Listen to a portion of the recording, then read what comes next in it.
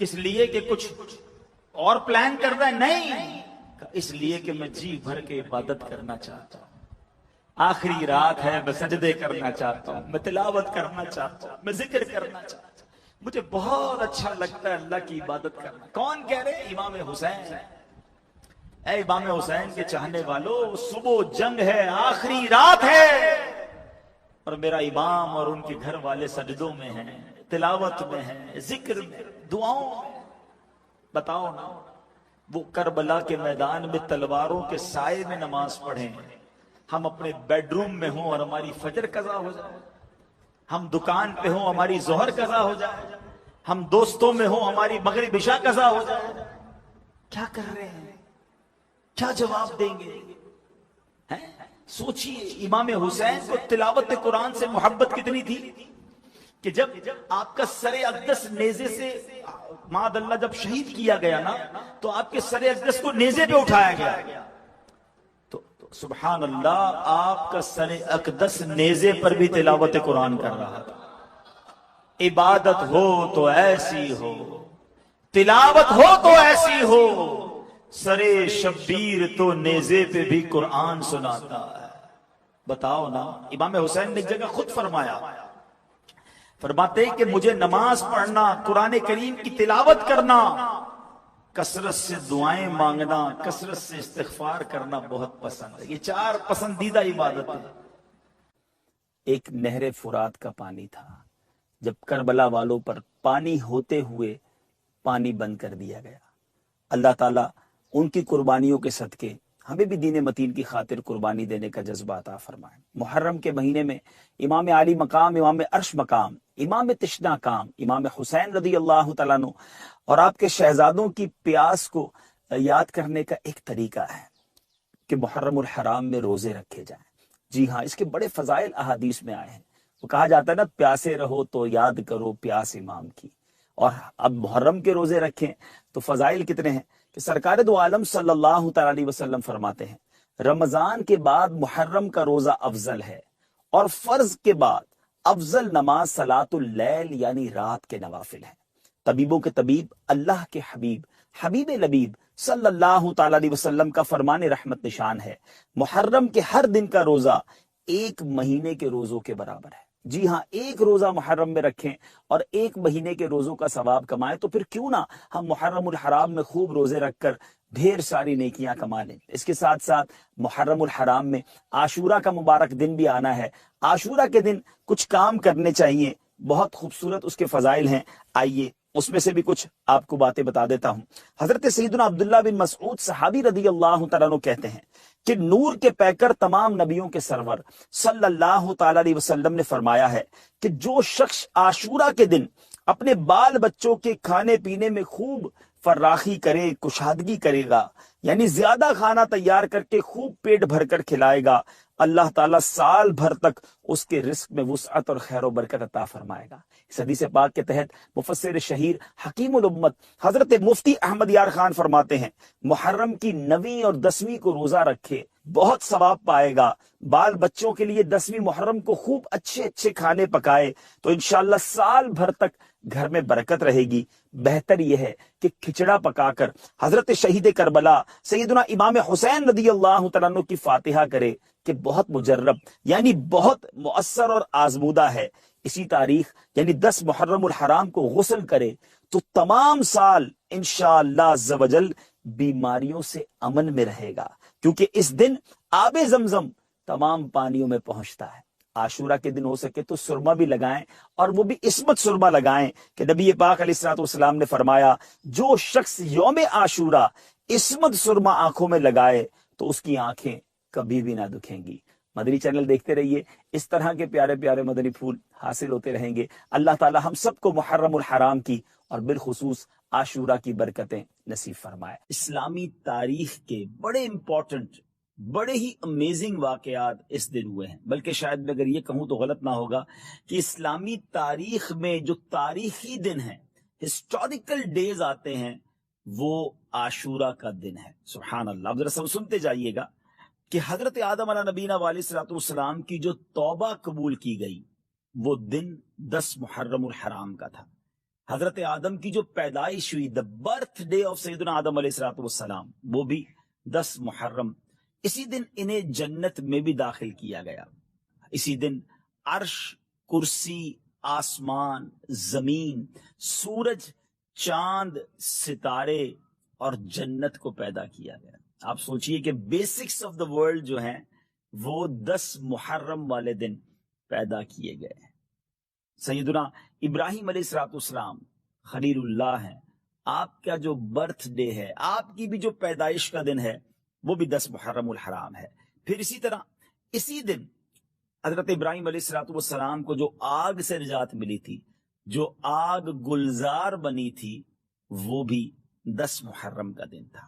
یہی وہ دن تھا جب حضرت موسیٰ علیہ نبینا علیہ السلام اور آپ کی امت کو نجات ملی اور فرعون اپنی قوم سمیت غرق ہوا. حضرت سیدنا عیسیٰ روح اللہ علیہ نبینا علیہ السلام کی جو پیدائش ہے وہ بھی 10 محرم الحرام کو ہوئی. جو حضرت عیسیٰ علیہ السلام کو آسمانوں پر اٹھایا گیا ناظرین، that was also the day of عاشورہ، وہ بھی دن 10 محرم الحرام کا تھا. حضرت نوح علیہ السلام کے زمانے کے طوفان کو کون نہیں جانتا، مگر اس طوفان سے جو فارغ ہونے کے بعد ان کی کشتی کوہ جودی پر ٹھہری تھی، وہ دن بھی 10 محرم الحرام کا تھا.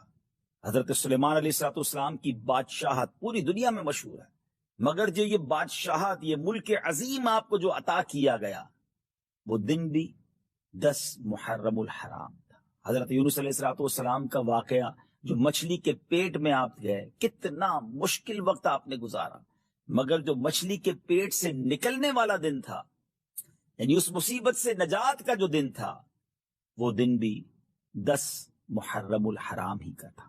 حضرت یعقوب علیہ السلام کی بینائی کا جو ذوف دور ہوا، آپ کی جو بینائی کم ہو گئی تھی، اور جو پھر اللہ پاک نے اپنے کرم سے، بہت طویل واقعہ ہے، قرآنی واقعہ ہے کہ آپ کی بینائی کی جو یوں سمجھے کہ تکلیف تھی یا بینائی میں جو کمزوری تھی، وہ جو دور ہوئی، وہ دن بھی 10 محرم الحرام کا تھا. حضرت یوسف علیہ السلام کی ہسٹری جنہوں نے پڑھی ہے، انہیں معلوم ہے کہ آپ کو گہرے کنویں میں ڈال دیا گیا تھا، مگر اس گہرے کنویں سے جو نکالا گیا، وہ دن بھی 10 محرم الحرام کا تھا. حضرت ایوب علیہ السلام کے صبر کو، آپ کی تکلیف کو، آپ کی بیماری کو آپ جانتے ہوں گے، آپ نے پڑھا ہوگا کہ ان کے ساتھ کتنی پرابلمز تھی، مگر اس تکلیف کو جو دور کیا گیا، وہ دن بھی 10 محرم الحرام تھا. ناظرین، دنیا میں بارش جو ہے وہ ہماری لائف کا سبب ہے. پانی کی ایک ہی سورس ہے جو اوپر سے اللہ کی رحمت سے برستی ہے، اور وہ بارش دنیا میں جو سب سے پہلی نازل ہوئی، وہ دن بھی 10 محرم الحرام کا تھا.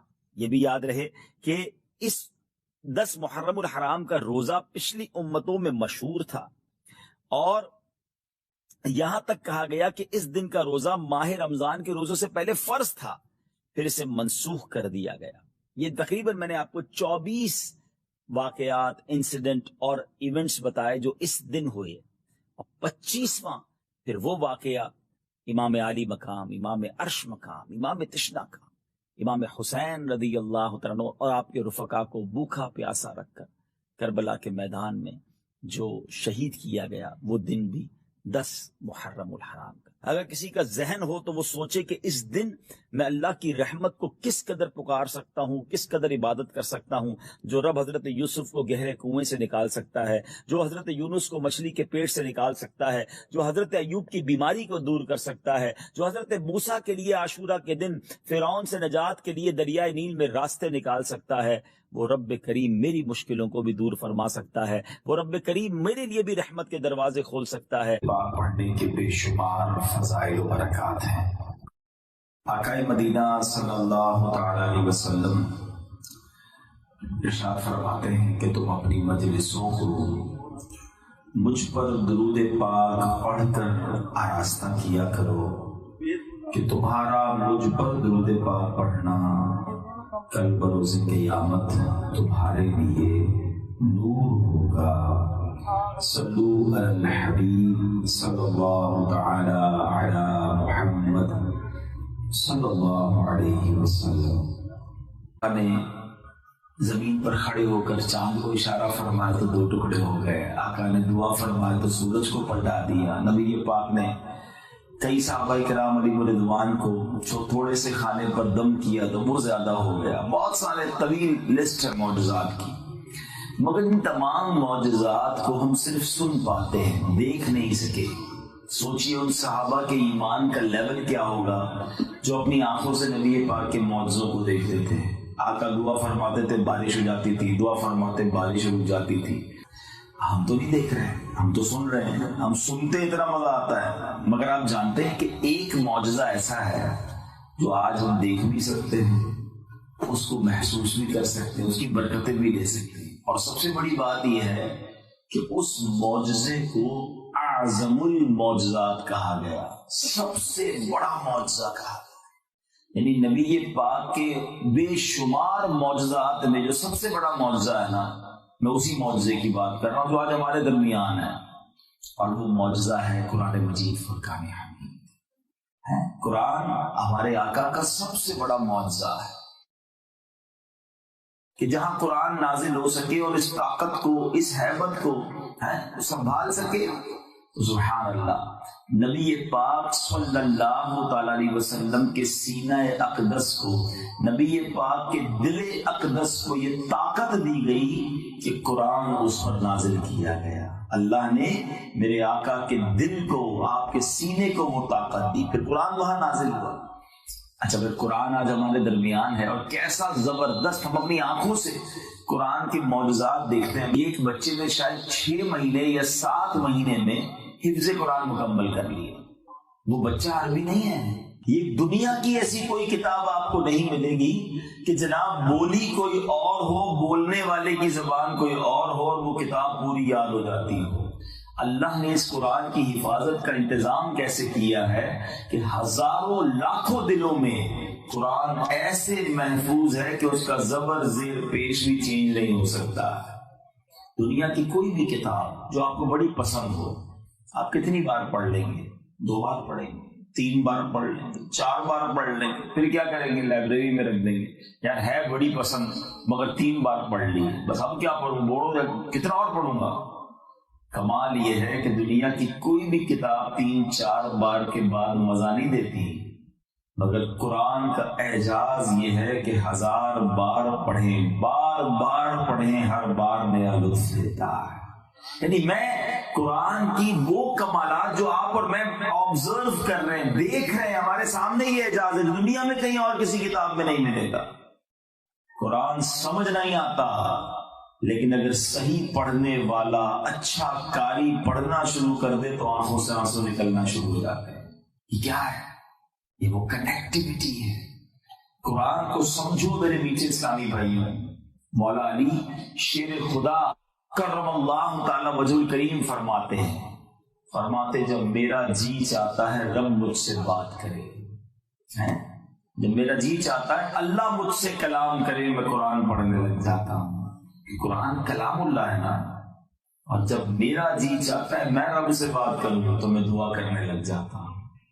یعنی آپ ذرا سوچیں کہ یہ جو 2 وے کانورزیشن ہے، اللہ آپ سے بات کرے اور آپ رب سے بات کریں، اس میں کوئی بیچ میں نہیں ہے۔ جتنی چاہے رب آپ سے بات کرے، آپ تلاوت کرتے رہیں، جتنا آپ کو جی چاہتا ہے رب سے بات کرنے کے لیے آپ دعا کرتے رہیں۔ دنیا میں کیا ہوتا ہے، کسی بڑے وڈیرے، کسی بڑے سائیں، کسی بڑے منسٹر، کسی بہت بڑی پرسنالٹی سے بات کرنی ہو تو بیچ میں سیکرٹری چاہیے ہوتا ہے کہ یار صاحب سے بات کرنی ہے، کہ صاحب بہت بیزی ہیں، 2 دن بعد آنا۔ اچھا پھر آنا اتنے بجے، اچھا اتنے بجے بھی آنا، 5 منٹ کی ملاقات ملے گی، اپوائنٹمنٹ بھی ملتا ہے، سیکرٹری بھی بیچ میں، ٹائم بھی لمیٹڈ۔ یہ دنیا والوں سے بات کرنے کا شیڈول اور رول ہے۔ اور جس نے دنیا بنائی ہے، جو احکم الحاکمین ہے، اس سے جب بات کرنی ہے کوئی سیکرٹری بیچ میں نہیں ہے، کوئی ٹائم لمٹ نہیں ہے، کوئی پری اپوائنٹمنٹ نہیں ہے، جب دل چاہے ہاتھ اٹھاؤ اور اپنے رب سے بات شروع کرو۔ اللہ تم سے بات کرے تو قرآن پڑھنا شروع کرو۔ میں ایک سوال کرنا چاہتا ہوں کہ امراض قلب دیکھا ہوگا اپنے، وہ ہاسپٹل میں بھی لکھا ہوتا ہے، قلب کس کو کہتے ہیں؟ اس کو کہتے ہیں دل کو، ٹھیک ہے۔ قاف موٹا کاف، اور اگر اسی موٹے کاف کو پتلا کاف کر دیں، ڈنڈی والا کاف کر دیں، بولنے میں تو وہی لگے گا قلب، اور یہ قلب سنائی تو وہی دے رہا ہے، تھوڑا سا ہی فرق ہے، مگر یہ قلب کا معنی بن جائے گا کتا، کدھر دل کدھر کتا، سمجھ رہے بات کو؟ چھوٹا سا تلاوت میں اگر آپ تلفظ کا فرق کریں گے، اس کا معنی ہی کہیں اور چلا جائے گا۔ آپ نماز میں ہم پڑھتے ہیں، بہت سب کو سورہ اخلاص یاد ہوگی، قل هو اللہ احد، کہو کہ اللہ ایک ہے، ٹھیک ہے، احد کے معنی کیا ہے؟ ایک ہے، احد، اچھا فرق کیا ہے؟ احد احد، ہا اور ہا کا بہت تھوڑا سا فرق ہے، مگر معنی پتہ کیا بن جائے گا؟ کہو کہ اللہ احد ایک ہے، احد بزدل ہے۔ اب میں آپ سے پوچھتا ہوں، جو نماز میں یہ پڑھ رہا ہے اس کو ثواب ملے گا؟ اس کی نماز اسے برکت دے گی؟ آپ تو رب کو کچھ اور کہہ رہے ہیں۔ خدا نہ سمجھو، قرآن پڑھنا ہے اس کے مخارج کے ساتھ پڑھنا ہے، اس کے پروناؤنسیشن کے ساتھ پڑھنا ہے۔ گھبرائیے نہیں، میں ڈرا نہیں رہا، میں سمجھا رہا ہوں، اور یہ پاسبل ہے بھائی۔ بہت ساری چیزیں آپ کو نہیں آتی تھی، کس کس کو موبائل پیدا ہوتے چلانا آتا تھا؟ موبائل سیکھا، سافٹ ویئر سیکھے، 50 چیزیں سیکھ لی، یہ بھی سیکھ جائیں گے۔ بچوں نے سیکھ لیا قرآن، میں کیوں نہیں سیکھ سکتا؟ ٹائم ہی نہیں دیا نا، اہمیت نہیں دی، پریورٹی نہیں دی، تو آج بھی سیکھ سکتے ہیں۔ دعوت اسلامی کا کمال یہ ہے کہ دعوت اسلامی صرف پرابلم نہیں بتاتی کہ جناب یہ بڑا پرابلم ہے، ہم سولوشن بھی ساتھ ہی دیتے ہیں۔ میں آج سب سے پہلے آپ کو پرابلم بتا رہا ہوں، ہائی لائٹ کر رہا ہوں، احساس دلا رہا ہوں کہ دیکھو ہم قرآن کے بغیر جی رہے ہیں جو ٹھیک نہیں ہے، اور اب آپ کو طریقہ بتا رہا ہوں کہ گھبرائیے نہیں۔ دعوت اسلامی نے انتظام کیا ہوا ہے، دنیا بھر میں بچوں کے مدرسے آپ نے سنے ہوں گے، دنیا بھر میں ہوتے ہیں، بڑوں کے مدرسے کہیں نہیں سنے ہوں گے۔ یہ کمال ہے، یہ ترہ امتیاز ہے دعوت اسلامی کا، اسپیشلٹی ہے کہ دعوت اسلامی نے بڑوں کے مدرسے بنا دیے، اور اس کو ہم نے نام ہی کیا دیا؟ مدرسۃ المدینہ بالغان، بزرگوں کے لیے، جوانوں کے لیے، کیونکہ بڑا آدمی بچوں کے ساتھ بیٹھ کے نہیں پڑھے گا، شرم آئے گی اس کو، تو بھئی ہم بڑوں کے مدرسے بنا دی، اور وہ بھی آپ کی سہولت کے مطابق۔ میں رات کو مغرب کے بعد آ جائیں، عشاء کے بعد آ جائیں، مسجد میں آئیں، 10-15 منٹ قاری صاحب کے ساتھ بیٹھے، کچھ نہ کریں، اپنے تلفظ ٹھیک کریں، ان کو سنائیں، اپنی نماز سنائیں، اپنی تلاوت سنائیں۔ آپ کو جب یہ سیٹسفائی ہو جائے کہ آپ صحیح تلاوت کر رہے ہیں، اب دیکھیں آپ کو تلاوت کیسا مزہ دے گی۔ کچھ لوگ کہتے ہیں یار میں نماز پڑھتا ہوں برکت ہی نہیں ملتی، میں قرآن پڑھتا ہوں وہ چاشنی نہیں ملتی، وہ نور ہی نہیں ملتا۔ تو بھائی آپ ٹھیک ہی نہیں پڑھ رہے تو کیسے ہوگا؟ آپ صحیح پڑھنا شروع کریں، ہر قرآن کا لفظ آپ کے دل میں نور داخل کرے گا، ہر نماز کا سجدہ آپ کے درجے کو بڑھائے گا، پراپر طریقے سے سیکھ کر پڑھیں نا۔ اچھا اب بتائیے کیا سائنس نے ہماری مشکل بڑی آسان کر دی ہے۔ جب ہم ایسی باتیں کرتے تھے نا، لوگ کہتے ہیں مولوی صاحب آپ نے بڑا دین مشکل کر دیا، تھوڑا بہت تو چلتا ہے، اللہ معاف کرنے والا ہے، اتنا تھوڑی ہوتا ہے، تھوڑا بہت تو فرق چلتا ہے، لوگ ہمیں یہ سکھاتے تھے۔ اللہ فرماتا ہے بسم اللہ الرحمن الرحیم، القارعۃ ما القارعۃ، اللہ فرماتا ہے دل دہلانے والی، کیا ہے وہ دل دہلانے والی؟ قارعہ، علماء کہتے ہیں قارعہ قیامت کے ناموں میں سے ایک نام ہے۔ اللہ فرما رہا ہے القارعۃ ما القارعۃ، دل دہلانے والی، کیا ہے وہ دل دہلانے والی؟ وما ادراک ما القارعۃ، اور تم نے کیا جانا کیا ہے وہ دل دہلانے والی؟ یہ جو انداز ہے نا قرآن کا بہت خوبصورت ہے، وما ادراک ما القارعۃ، خود ہی قرآن ہم سے پوچھ رہے تم نے کیا جانا کیا ہے قارعہ؟ یعنی یہ قرآن کا اسٹائل اور اسلوب ہے کہ جب کوئی اٹریکٹ کرنا ہو کسی کو، تاکید کرنی ہو، سمجھانا ہو، یعنی آپ جب یہ 3 آیتیں پڑھیں گے تو آپ اندازہ کر لیں گے کہ کچھ بڑی بات آنے والی ہے۔ قرآن بار بار کیوں کہہ رہا ہے القارعہ ما القارعہ وما ادراک ما القارعہ، تم نے کیا جانا قارعہ کیا ہے؟ اور آگے قرآن خود ہی جواب دے گا اس کا، یعنی آپ کی توجہ چاہ رہا ہے، آپ سے کچھ بڑی اہم بات کرنے جا رہا ہے قرآن، سمجھو۔ یہی انداز آپ کو سورہ قدر میں ملتا ہے، انا انزلناہ فی لیلۃ القدر وما ادراک ما لیلۃ القدر، تم نے کیا جانا لیلۃ القدر کیا ہے؟ کیوں کہا یہ کہ آگے جواب قرآن نے دینا ہے، مگر توجہ کرو کہ کوئی بڑی بات ہونے جا رہی ہے. پھر قرآن نے آگے جواب دیا لیلۃ القدر خیر من الف شہر، وہ لیلۃ القدر ہے جو 1000 مہینوں سے بہتر ہے. یہاں بھی اسی طرح انداز اختیار کیا گیا کہ تم نے کیا جانا قارعہ کیا ہے. اب سنو صرف چند آیتوں میں قیامت کا نقشہ کیسے بیان کیا. یوم یکون الناس کالفراش المبثوث، اللہ فرما رہا ہے وہ دن ایسا ہوگا کہ جب آدمی ہوں گے جیسے پتنگے پھیلے ہوئے. پتنگے کیا ہوتے ہیں؟ بارش میں آپ نے دیکھا ہوگا چھوٹے چھوٹے پتنگے، وہ آپ لائٹ جلائیں تو ان کو ادھر جا رہا ہے کوئی ادھر جا رہا ہے، گر رہے ہوتے ہیں، کوئی ڈائریکشن نہیں ہوتی پتنگوں کی، گر رہے ہوتے ہیں، مر رہے ہوتے ہیں. قرآن کہہ رہا ہے وہ دن ایسا ہوگا، اتنا خوف ہوگا کہ لوگ بھاگ رہے ہوں گے جیسے پتنگے ہوتے ہیں نا پھیلے ہوئے، کسی کی کوئی ڈائریکشن ہی نہیں ہوگی، کسی کو سمجھ ہی نہیں رہا ہوگا کدھر جانا ہے، اتنا دل پر خوف ہوگا. اور سنو یہ جو بڑے بڑے پہاڑ ہیں نا ان کا کیا حال ہوگا. وَتَكُونُ الْجِبَالُ كَالْعِهْنِ الْمَنْفُوشِ، قرآن کہتا ہے یہ جو پہاڑ ہیں بڑے بڑے پہاڑ یہ روئی کے گالوں کی طرح اڑ رہے ہوں گے. ذرا سوچو کبھی آپ نے رضائی بناتے ہوئے دیکھا ہے کسی کو؟ تو رضائی بنانے والے ہوتے ہیں وہ جب رضائی بنانے کے لیے اون کو ڈنڈا مارتے تو اون اڑتی ہے نا، روئی اڑتی ہے. جیسی روئی اڑ رہی ہے نا قیامت کے دن پہاڑ اڑ رہے ہوں گے. کیسا زلزلہ ہوگا، کیسا خوف ہوگا کہ بندے دوڑ رہے ہوں گے، پہاڑ اڑ رہے ہوں گے. یہی خوف کافی تھا قیامت کی، اگر یہی ہولناکی ہوتی تو کافی تھا. مگر قرآن کہتا ہے بھی سنو اس کیفیت میں تم سے سوال ہوں گے، تمہارے نامہ اعمال کو تولا جائے گا.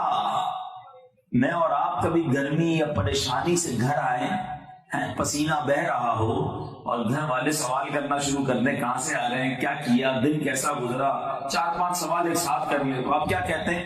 یار ابھی سوال نہ کرو، دیکھ نہیں رہے میری کیفیت کیسی ہے، میں تھوڑا پانی پیوں گا، سانس لینے تو پھر بات کریں گے. جب ہم تھکے ہوئے ہوتے ہیں، فرسٹریٹ ہوتے ہیں، خوف زدہ ہوتے ہیں، ہم جواب نہیں دے پاتے. قرآن کہہ رہا ہے کہ جب پہاڑ بھی اون کی طرح اڑ رہے ہوں گے نا اس کیفیت میں تمہارے اعمال تولے جائیں گے، تم سے سوال کیے جائیں گے. آگے فرمایا فَأَمَّا مَنْ ثَقُلَتْ مَوَازِينُهُ فَهُوَ فِي عِيشَةٍ رَاضِيَةٍ. قرآن کہتا ہے اس دن جس کی تولے بھاری ہو گئی، جس کے نامہ اعمال نیکیاں زیادہ نکلی، وہ تو چین میں ہوگا، عیش میں ہوگا، جنت کی نعمتوں میں ہوگا. وَأَمَّا مَنْ خَفَّتْ مَوَازِينُهُ فَأُمُّهُ هَاوِيَةٌ. جس کی تولے ہلکی پڑ گئی وہ نیچا دکھانے والی گود میں عذاب میں ہوگا. پھر قرآن سوال کر رہا ہے وَمَا أَدْرَاكَ مَا هِيَ، تم نے کیا جانا یہ حاویہ کیا ہے، پتہ ہے نہیں پتہ ہے. اگین وہی انداز، پھر توجہ، غور کرو. قرآن پھر خود ہی جواب دے رہا ہے نارٌ حامیہ، آگ ہے بھڑکتی ہوئی، شعلے مارتی ہوئی. یہ چند آیتیں ہیں، کتنی دیر لگی؟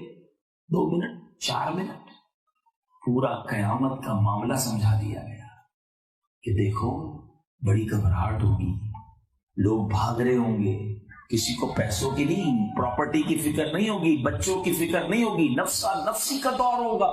اتنا بڑا زلزلہ ہوگا کہ پہاڑ بھی اڑ رہے ہوں گے اور اس کیفیت میں تمہارے اعمال تولے جائیں گے. اور سنو جس کی نیکیاں زیادہ ہوئیں، نیکیوں کا پلڑا بھاری ہو گیا، وہ جنت میں جائے گا، مزے کرے گا، عیش کرے گا. اور جس کے اعمال کم ہو گئے نا وہ ایسی آگ میں جائے گا جو بھڑکتی ہوئی آگ ہے.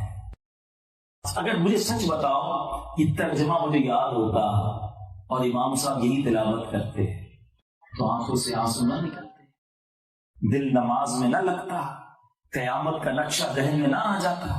یہی تو سمجھانا چاہ رہا ہوں کہ جس دن قرآن سمجھ آنے لگ گیا نا اس دن قرآن بند کرنے کو جی نہیں جائے گا. اس دن قرآن سے محبت اور بڑھ جائے گی. قرآن آپ کو خود سکھا رہا ہوگا، خود آپ کی لائف بہتر ہو رہی ہوگی. تو میں آج 2 پیغام لے کر آیا ہوں. ایک، قرآن سے دوستی، قرآن کے بغیر زندگی نہ گزارو. آؤ آج سے میں بھی نیت کروں اور آپ بھی نیت کریں کہ روز قرآن پڑھیں گے انشاءاللہ، اور صحیح پڑھیں گے انشاءاللہ۔ ہے نا دعوت اسلامی؟ آپ بیزی ہیں، مدرسۃ المدینہ بالغان میں نہیں آ سکتے، کمال دیکھو دعوت اسلامی کا، فیضان آن لائن اکیڈمی کے ذریعے آن لائن قرآن پڑھانا شروع کر دیا کہ اپنی آپ جناب گھر بیٹھے قرآن پاک پڑھیں، آن لائن پڑھ لیں، تھوڑی سی فیس آپ سے لیں گے، آپ کی مرضی کے ٹائم کے مطابق آپ کو قرآن پڑھائیں گے، صبح شام رات جب آپ کے پاس ٹائم ہے آن لائن پڑھ لیں۔ دوسرا پیغام جو میں نے سورہ قارعہ تلاوت کی ہے، سوچ لو کہ نیکیوں کا پلڑا بھاری ہو رہا ہے یا گناہوں کا پلڑا بھاری ہو رہا ہے؟ جو روز نمازیں قضا کر رہا ہے، جو روز جھوٹ بول رہا ہے، جو معاذ اللہ حرام کما رہا ہے، جو اپنے ماں باپ کو ستا رہا ہے، جو شراب پی رہا ہے، جو جوا کھیل رہا ہے، جو بدکاریاں کر رہا ہے، جو انٹرنیٹ پر جا کر بے پردہ لڑکیوں سے دوستیاں لگا رہا ہے، یہ گندی گندی چیزیں دیکھ رہا ہے، اپنی زندگی کو خود چیک کر لو نا کہ ہر گزرنے والا دن میری جو بک آف ڈیڈ ہے، اکاؤنٹ ہے نا ہمارا، نیکیوں کا بڑھ رہا ہے یا گناہوں کا بڑھ رہا ہے؟ اگر گناہوں کا بڑھ رہا ہے تو رک جاؤ۔ ناظرین، آج بات کرتے ہیں عاشورہ کے دن کی۔ کیا اہمیت اس دن کی، کتنا مبارک اور کتنا اہم دن ہے۔ اسلامی سال کا پہلا مہینہ محرم الحرام اور خاص طور پہ اس کی 10 تاریخ عاشورہ جو ہے اسلامی تاریخ میں خاص اہمیت رکھتا ہے۔ ایک ایسا دن ہے جس میں اتنے بڑے بڑے واقعات ہوئے کہ جب پڑھتے ہیں تو عقل حیران ہو جاتی ہے، مگر آج اسپیشلی ہم بات کریں گے امام علی مقام، امام عرش مقام، امام حسین رضی اللہ تعالی عنہ کی شہادت والے دن یوم عاشورہ کو جو واقعہ ہوا۔ عاشورہ کے دن کے بارے میں نبی پاک علیہ الصلوۃ والسلام کا فرمان کیا ہے؟ میرے آقا علیہ الصلوۃ والسلام نے خود اس دن کا روزہ رکھا اور صحابہ کرام علیہم الرضوان کو بھی اس دن روزہ رکھنے کا حکم ارشاد فرمایا۔ بلکہ اسلام سے قبل بھی لوگ اس دن کی تعظیم کرتے تھے، ادب و احترام کی وجہ سے اس دن کا روزہ رکھا کرتے تھے۔ ہمیں بھی چاہیے کہ عاشورہ کا روزہ رکھیں۔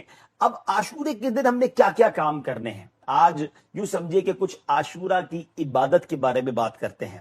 عاشورہ کا روزہ گناہوں کو مٹا دیتا ہے۔ جی ہاں، نبی پاک صلی اللہ تعالی علیہ وسلم کا فرمان عالی شان ہے اور یہ مسلم شریف کی حدیث ہے کہ مجھے اللہ پاک کے کرم سے امید ہے کہ عاشورہ کا روزہ 1 سال قبل کے گناہ مٹا دیتا ہے۔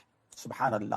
اسی طرح میرے آقا علیہ الصلوۃ والسلام کا فرمان ہے کہ جو 10 محرم کو اپنے بچوں کے خرچ میں فراخی کرے، یعنی ان کے لیے اچھا کھانا پکائے اور ان کے لیے خرچ زیادہ کرے، تو اللہ پاک سارا سال اس کو فراخی دے گا۔ اور حضرت سفیان ثوری رحمت اللہ تعالی فرماتے ہیں کہ ہم نے اس حدیث کا تجربہ کیا تو ایسا ہی پایا۔ اب ناظرین، آئیے عاشورہ کا دن ہم اور کیا کیا نیکیاں کر سکتے ہیں، تو میں خاص 12 نیکیاں بتاتا ہوں جو ہم نے اس بار نیت کر لیں عاشورہ کے دن کرنی ہے۔ نمبر 1، روزہ رکھنا ہے، صدقہ کرنا ہے، نفل نماز پڑھنی ہے، 1000 مرتبہ قل هو اللہ شریف، پھر نمبر 5، علماء کی زیارت کرنا، نمبر 6، یتیم کے سر پر ہاتھ پھیرنا، نمبر 7، اپنے اہل و عیال کے رزق میں وسعت کرنا، نمبر 8، غسل کرنا، نمبر 9، سرما لگانا، نمبر 10، ناخن تراشنا، نمبر 11، مریضوں کی بیمار پرسی کرنا، اور نمبر 12، دشمنوں سے ملاپ یعنی صلح و صفائی کرنا۔ تو یہ 12 نیک کام ہم نے انشاءاللہ عاشورہ کے دن کوشش کر کے کرنے ہیں، اور شہدائے کربلا کو ایصال ثواب بھی کرنا ہے۔ وہ کس طرح ہوگا کہ عاشورہ کے دن نواسہ رسول جگر گوشائے بطول امام علی مقام، امام عرش مقام، امام حسین رضی اللہ تعالی عنہ نے اپنے رفقا کے ہمراہ جو گلشن اسلام کی آبیاری کے لیے اپنے جانوں کی قربانی دی، ہمیں اس دن شہدائے کربلا کے ایصال ثواب کے لیے قرآن خوانی، ذکر و درود اور نظر و نیاز کا بھی اہتمام کرنا چاہیے۔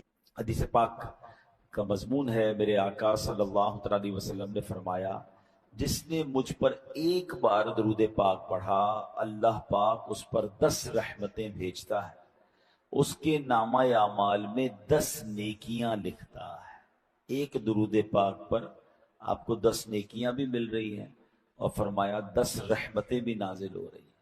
ایک اور حدیث میں ہے کہ 10 گناہ بھی معاف ہو جاتے ہیں۔ اب ایک درود پڑھنے سے اتنا کچھ ملتا ہو تو بندہ کثرت سے درود پاک پڑھتا رہے، جتنا ہو سکے درود پاک کی کثرت کرتے رہا کریں۔ آئیے مل کر محبت کے ساتھ بآواز بلند درود پاک پڑھ لیں. صلو علی الحبیب صلی اللہ تعالی علی محمد صلی اللہ علیہ وسلم. الحمدللہ ہم کوشش کرتے ہیں کہ قرآن پاک کی باتیں کریں، قرآن پاک سے کچھ سیکھیں، قرآن کی کچھ آیتوں کی تلاوت کریں اور اس کا ترجمہ کریں.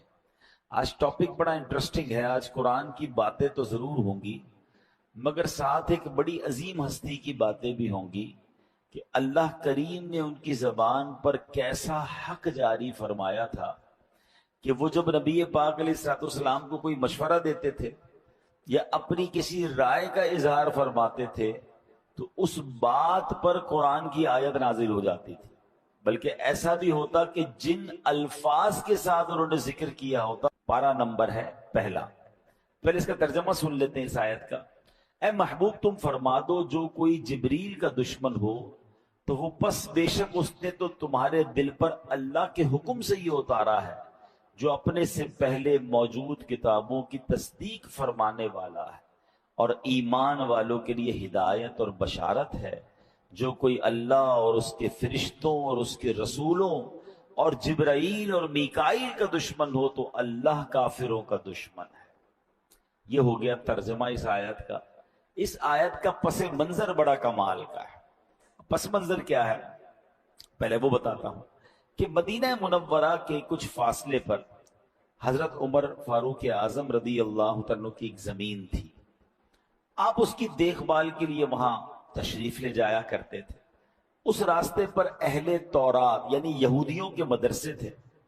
ایک دن جب آپ وہاں سے گزر رہے تھے تو آپ مدرسے کے اندر چلے گئے. اہل تورات کا جو مدرسہ تھا اس میں چلے گئے اور وہاں علماء تورات تھے جو تورات کا علم رکھتے تھے.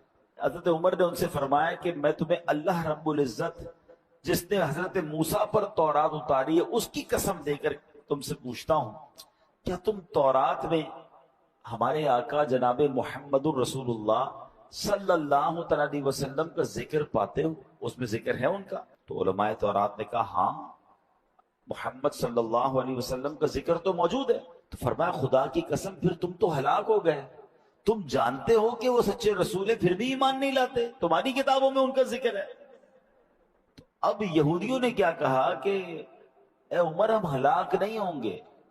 حضرت عمر نے کہا تم ہلاک ہو جاؤ گے کہ تمہیں معلوم ہے کہ تورات میں نبی پاک کا ذکر ہے پھر بھی تم نہیں مانتے انہیں.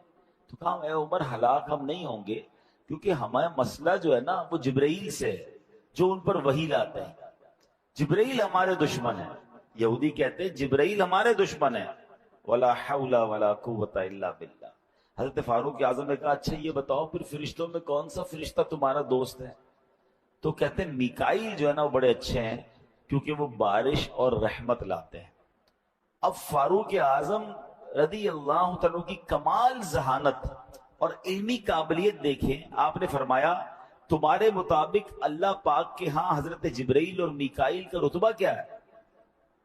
تو بولے دونوں ہی اللہ پاک کا قرب رکھتے ہیں. تو اب فاروق اعظم نے فرمایا میں گواہی دیتا ہوں جب وہ دونوں ہی اللہ کا قرب رکھتے ہیں تو جو ان سے محبت کرے اللہ پاک اس سے محبت فرمائے گا. جو ان سے دشمنی رکھے گا اللہ پاک اس سے دشمنی فرمائے گا. اور ایک روایت میں ہے کہ آپ نے یہ الفاظ فرمائے من کان عدوا للہ وملائکتہ ورسلہ وجبریل ومیکائیل فإن اللہ عدو للکافرین. یعنی جو اللہ پاک اس کے فرشتوں اس کے رسولوں اور جبرائیل اور میکائیل کا دشمن ہے بے شک اللہ پاک سب کافروں کا دشمن ہے. اب آپ نے تو یہ ان کو کہہ دیا اور اب آپ نبی پاک کی بارگاہ میں آئے. جب پیارے آقا علیہ السلام کی بارگاہ میں آئے تو پیارے آقا فرماتے اے عمر میں تمہیں وہ آیات سناؤں جو ابھی ابھی نازل ہوئی ہیں. اور نبی پاک نے حضرت عمر کو جو آیت سنائی نا ایگزیکٹلی یہی الفاظ ہیں جو حضرت عمر ان یہودیوں کو کہہ کر آئے ہیں. جبریل امین وہ الفاظ لے کر قرآن کی آیت میں نبی پاک کے پاس حاضر ہوتے ہیں اور نبی پاک حضرت عمر کو سناتے ہیں اے عمر ابھی ابھی آیت نازل ہوئی ہے. کہ حضور ضرور بتائیے کون سی آیت نازل ہوئی؟ فرمایا من کان عدوا للہ وملائکتہ ورسلہ وجبریل ومیکائیل فإن اللہ عدو للکافرین. اللہ اکبر. شان دیکھیں حضرت عمر فاروق اعظم کی کہ جو ان کی زبان سے ادا ہوا اللہ کا وہ الفاظ ایسے پسند آئے کہ وہ قرآن پاک میں آیت بنا کر نازل فرمائے. اور یہ ایک بار نہیں ہوا. ہاں یہ بھی یاد رکھیے حضرت عمر کی شان یہ پورا ایک ٹاپک ہے. علماء کرام نے موافقات عمر پر ایک پورا چیپٹر رائٹ کیا ہے کہ 20 کے قریب قرآن کی آیتیں وہ ہیں جو حضرت عمر کی زبان سے جاری ہوئی. آپ نے کوئی مشورہ دیا، اپنی کوئی رائے دی، اپنی خواہش کا اظہار کیا اور سبحان اللہ وہ آیت بنا کر نازل کر دی گئی. تو آپ سوچیے حضرت عمر کی شان کیا ہوگی. جبھی نبی یہ پاک فرمایا کرتے کہ عمر کی زبان پر حق جاری ہوتا ہے. انشاءاللہ میں چند مثالیں بھی پیش کروں گا اور اس آیت کے بارے میں بھی انشاءاللہ کچھ بڑی اہم باتیں ہیں جو ہم سمجھیں گے. خوبصورت اشعار ہیں.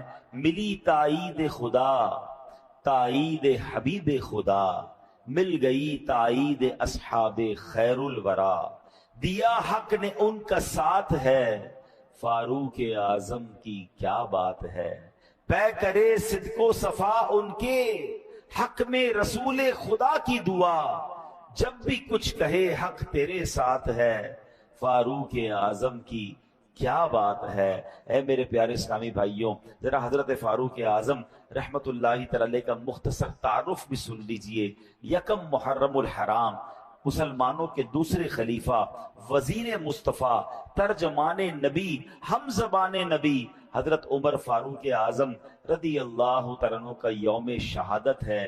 حضرت فاروق اعظم عظیم و شان صحابی رسول، محبوب ذیشان، مکی مدنی سلطان علیہ السلام نے یہ دعا فرمائی تھی، اللہم اعز الاسلام بعمر بن الخطاب، اے اللہ پاک عمر بن خطاب کے ذریعے اسلام کی عزت میں اضافہ فرما.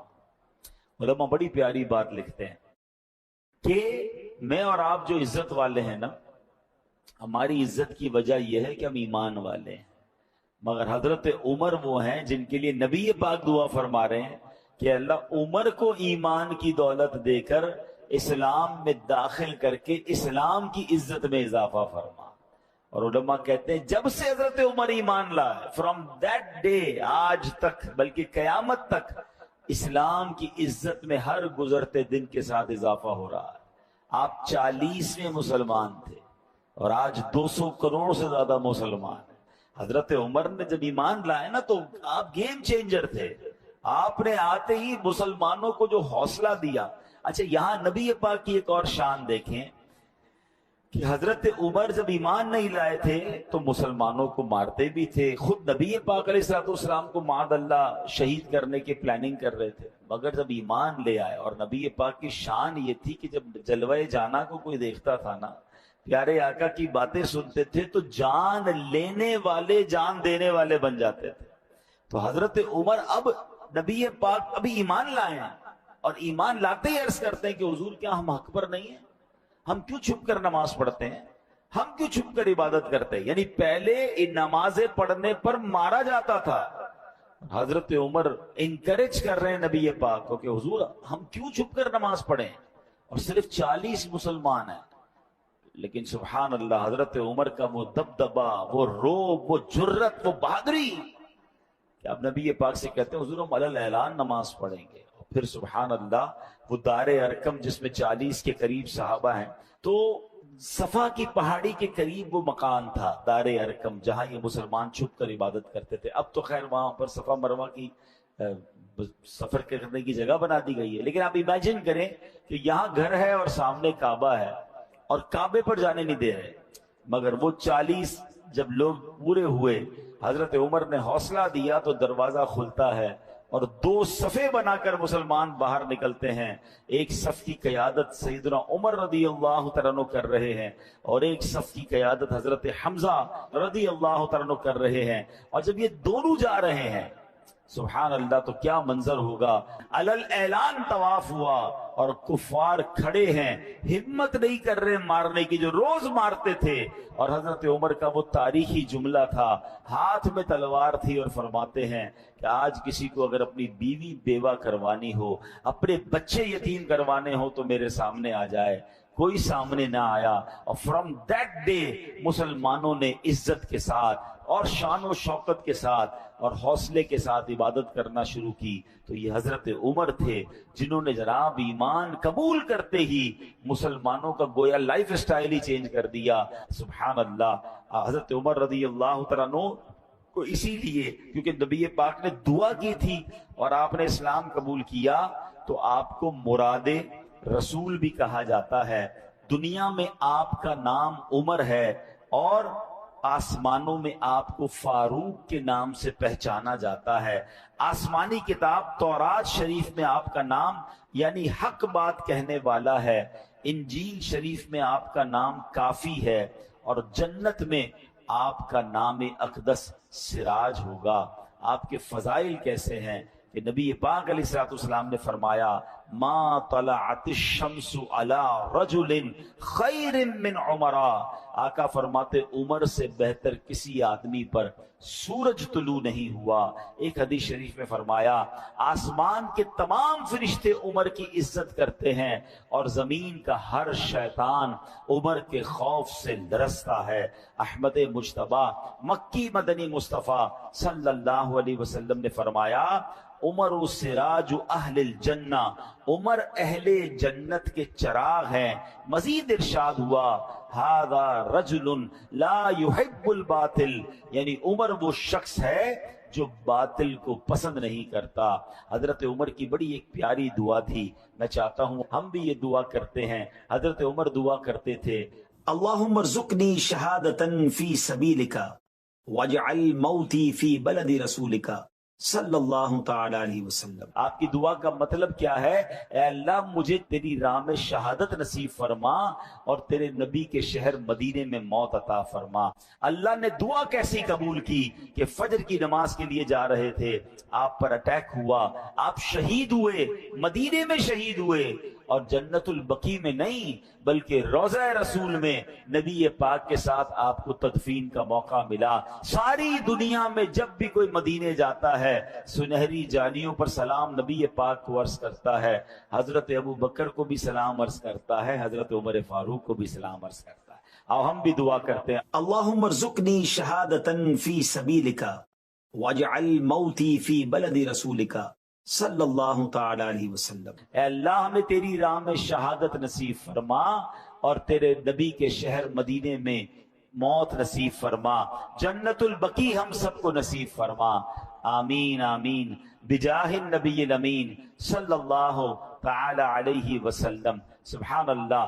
اب آتے ہیں میرے پیارے اسلامی بھائی جو آیت ہم نے سنی, اس آیت میں اللہ نے کیا فرمایا؟ جو کوئی اللہ اور اس کے فرشتوں اور اس کے رسولوں اور جبرائیل اور میکائیل کا دشمن ہو تو اللہ کافروں کا دشمن ہے. تو اب اس سے سیکھنے کو کیا ملا کہ ہمیں سب سے پہلے تو یہ سیکھنا ہے کہ اللہ پاک نے واضح اعلان فرما دیا اللہ پاک کی جو رسولوں سے دشمنی کرے, اس کے فرشتوں سے دشمنی کرے, حضرت جبرائیل اور میکائیل سے دشمنی کرے, اللہ پاک ایسے بے ایمانوں کا دشمن ہے. اس سے معلوم ہوا جو اللہ پاک کے محبوب ہیں جنہیں رب رحمان نے اپنا قرب عطا فرمایا ان سے محبت کرنا بھی ضروری ہے. جو اللہ پاک کے محبوب بندوں سے دشمنی کرے گا اللہ پاک کا اس سے اعلان جنگ ہے. ہاں یاد رکھیے گا, دو ایسے کام ہیں, دو ایسی بدبختی والے کام ہیں جن سے اللہ نے اعلان جنگ فرمایا. ایک ہے سود کا کام کرنے والا, ہاں اس کے قریب بھی نہ جائیے گا. کبھی کتنا بڑا نفع کیوں نہ نظر آ جائے, کبھی کتنی بڑی مجبوری کیوں نہ آ جائے, سود پر کام مت کیجیے گا کیونکہ اس سے رب نے جنگ کا اعلان فرمایا. دیکھیں دو قسم کے لوگوں کی لڑائی ہوتی ہے, دو مضبوط لڑتے ہیں, ہم کہتے ہیں پتہ نہیں کون جیت جائے, دونوں ہی تگڑے ہیں. ایک کمزور اور ایک مضبوط ہو تو بندہ کہتا ہے یار لگتا تو یہی ہے مضبوط جیتے گا مگر کیا پتا کمزور آج اپنا کوئی داؤ لگا لے. لیکن اللہ سے جب جس کی جنگ ہے اس میں تو 100% یقین ہے نا کہ سامنے والے نے برباد ہی ہونا ہے. میرے رب کی قدرت کا عالم یہ ہے کہ اللہ سے بہت سارے لوگوں نے جنگ کرنے کی کوشش کی. اللہ اچھا دو قسم کے لوگ کون ہیں؟ ایک سود کا کام کرنے والا ایک اللہ کے پیاروں سے، اللہ کے ولیوں سے دشمنی کرنے والا. تو جس نے اللہ کے ولیوں سے دشمنی کی، اللہ نے اس سے بھی اعلان جنگ فرمایا. تو آپ دیکھیں جب رب اپنی قدرت کا نظارہ دکھاتا ہے نا، تو نمرود نے خدائی کا دعویٰ کیا تھا، اللہ سے جنگ کی تھی نا، تو اللہ نے اس کو کوئی بہت بڑی چیز سے ہلاک نہیں کیا، اس کو مچھر سے ہلاک کر دیا. میرا رب وہ ہے کہ جب وہ چاہے تو اللہ اکبر، پرندے چھوٹے چھوٹے ابابیل جن کے قدموں میں چھوٹے چھوٹے کنکر ہوں، ان سے ہاتھیوں کے لشکر کے پرخچے اڑا دیتا. تو اللہ سے کبھی جنگ نہ کیجیے گا، ایسا عمل نہ کریں جس کے بارے میں رب نے خود فرمایا. اچھا اب کہاں فرمایا سود کے بارے میں؟ یا ایھا الذین آمنوا اتقوا اللہ وذروا ما بقی من الربا ان کنتم مؤمنین فَإِن لَمْ تَفْعَلُوا فَأْذَنُوا بِحَرْبٍ مِّنَ اللَّهِ وَرَسُولِهِ. اللہ قرآن میں فرماتا ہے، ترجمہ قرآن کنز العرفان، اے ایمان والو اگر تم ایمان والے ہو تو اللہ سے ڈرو اور جو سود باقی رہ گیا ہے اسے چھوڑ دو. پھر اگر تم ایسا نہیں کرو گے تو اللہ اور اللہ کے رسول کی طرف سے لڑائی کا یقین کر لو. پھر جنگ ہے. یہ اس زمانے میں تھا جب لوگ سود کا کام کرتے تھے اور آیت نازل ہو گئی، حکم ہوا کہ جتنا باقی ہے وہ بھی چھوڑ دو. اب کے لوگوں کو تو پڑھنا ہی نہیں ہے اس کام میں. اور اللہ کے ولی سے اگر کوئی دشمنی کرے تو اللہ نے کیسے اعلان جنگ کیا؟ یہ بخاری شریف کی حدیث سنیں، حدیث قدسی ہے. اللہ فرماتا ہے من عادى لی ولیا فقد آذنته بالحرب، یعنی جو میرے کسی دوست سے دشمنی کرے میں اسے اعلان جنگ دیتا ہوں.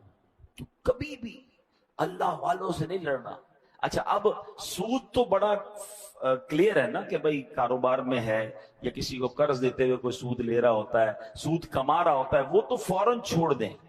لیکن اللہ کے ولی سے، اللہ کے پیاروں سے دشمنی، یہ تھوڑا سا ٹپیکل معاملہ ہے. کیونکہ ہمیں کیا پتا اللہ کا کون کون پیارا ہے. بہت سارے پیارے تو مزارات میں چلے گئے، مگر کیا اب اللہ کے پیارے اس دنیا میں نہیں ہیں؟ کیا اولیاء کرام نہیں ہیں؟ اللہ اکبر. یہ یاد رکھنا ہوگا کہ اللہ نے اپنے ولیوں کو اپنے بندوں میں چھپا کے رکھا ہے. ہمیں نہیں پتا کہ ہمارے ساتھ نماز پڑھنے والا، برابر بیٹھنے والا، ہو سکتا ہے ہمارا ہی ملازم ہو اور اللہ کی بارگاہ میں اس کا کوئی بڑا مرتبہ ہو. تو اس کا مطلب یہ ہے کہ ہمیں سب سے پیار سے بات کرنی ہے. بلکہ حدیثوں میں تو ایسے الفاظ ملتے ہیں کہ کچھ لوگ ہوتے ہیں جن کے پرا گندا بال ہوتے ہیں، میلے کچیلے کپڑے ہوتے ہیں، جن کو کوئی اپنی محفل میں نہیں بلاتا، وہ نہ آئے تو کوئی نوٹس نہیں کرتا، مگر اللہ کی بارگاہ میں ان کا وہ مقام ہوتا ہے کہ اگر وہ قسم اٹھا لے کسی بات پر تو اللہ ان کی قسم کو پورا فرما دیتا ہے. ہمیں ایسے لوگوں سے زیادہ ڈرنا چاہیے جن کو کوئی نہ پوچھے نا کہ یار یہ تو بڑا عجیب سے کپڑے ہیں، میلے کچیلے ہیں، کوئی پرسنالٹی بھی نہیں ہے، کوئی بلا بھی نہیں رہا. کیا معلوم اللہ کی بارگاہ میں اس کا کیا مرتبہ ہے. تو آلویز سب کے ساتھ پیار سے، عزت سے، اس ڈر سے رہے کہ اگر اس کا مرتبہ اللہ کی بارگاہ میں بڑا ہوا اور میں نے اس کو ناراض کر دیا تو رب نے اعلان جنگ فرمایا.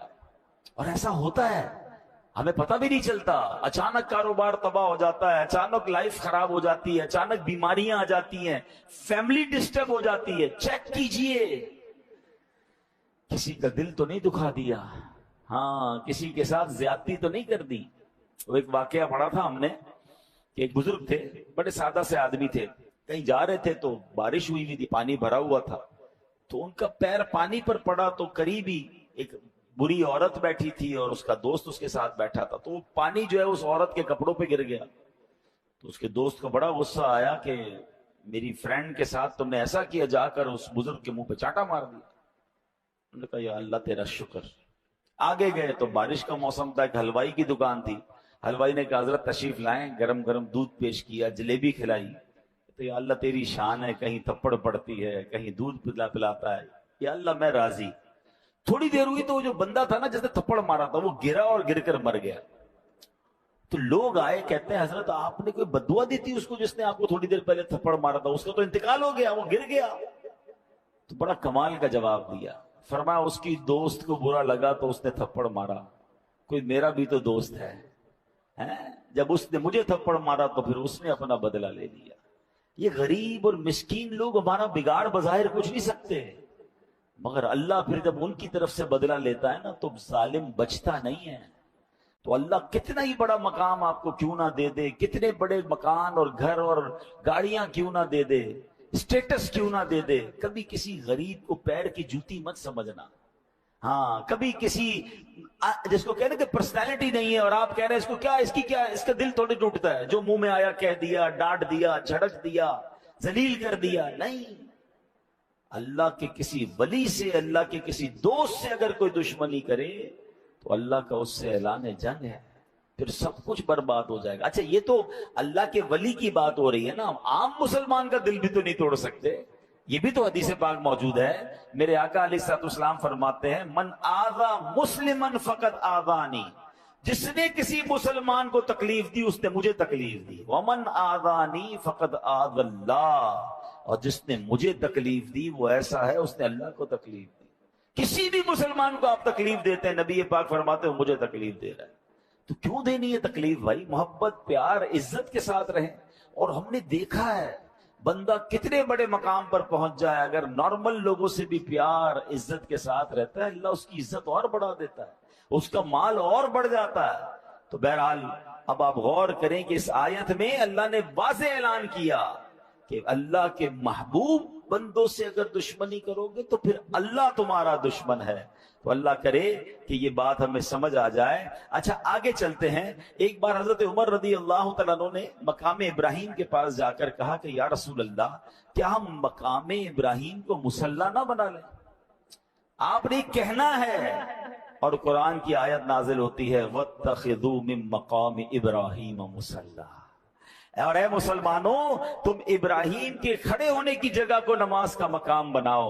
ایک بار کیا ہوا، حضرت عمر نے نبی پاک علیہ الصلوۃ والسلام سے عرض کیا، یا رسول اللہ، اگر ہم صفا اور مروہ کا طواف کریں، یعنی اس کی سعی کریں، صفا مروہ کے پھیرے لگائیں تو کتنا اچھا ہوگا۔ اس وقت پھیرے اس طرح نہیں لگائے جاتے تھے، آپ نے یہ مشورہ دیا ہے جو حضرت عمر فاروق کی زبان سے آپ مشورہ دیتے تھے، آپ رائے دیتے تھے، اور قرآن نازل ہوتا تھا۔ اب ہمیں اس سے یہ بھی سیکھنا ہے کہ ان کی تو زبان پر حق جاری تھا، ہم کتنا قرآن پڑھتے ہیں، ہم کتنا قرآن سے فیض حاصل کرتے ہیں۔ اللہ کرے کہ ہم بھی دل و جان سے قرآن پڑھنے والے بن جائیں۔ ایک حدیث پاک میں ارشاد ہوا کہ صرف قرآن پاک کی آیات نہیں بلکہ آسمانی کتابوں کے الفاظ کیسے موافقت رکھتے تھے۔ پیارے آقا علیہ الصلوۃ والسلام نے فرمایا، اللہ پاک نے حق فاروق اعظم کی زبان پر رکھ دیا ہے، یعنی آپ کی زبان سے جو نکلتا ہے حق ہوتا ہے۔ تو سبحان اللہ، ایک بار کیا ہوا کہ حضرت کعب جو تورات شریف کے عالم تھے، آپ نے فرمایا آسمانوں کے بادشاہ کی طرف سے زمین کے بادشاہوں کے لیے بڑی تباہی ہے۔ یہ جملہ سننے کی دیر تھی، فاروق اعظم نے بے ساختہ فرمایا الا من حاسب نفسہ، یعنی جو اپنے نفس کا محاسبہ کرتا ہے اس کے لیے تباہی نہیں ہے۔ حضرت کعب کہتے ہیں خدا کی قسم تورات شریف میں یوں ہی لکھا ہے، یعنی جو میں بتا رہا تھا اس کے اگلے الفاظ وہی ہیں جو عمر آپ کی زبان سے جاری ہوئے، یعنی جو آپ کی زبان سے جاری ہوا وہی تورات میں موجود ہے۔ اللہ کریم حضرت عمر کے مزار پر کروڑوں رحمتوں کی بارش نازل فرما۔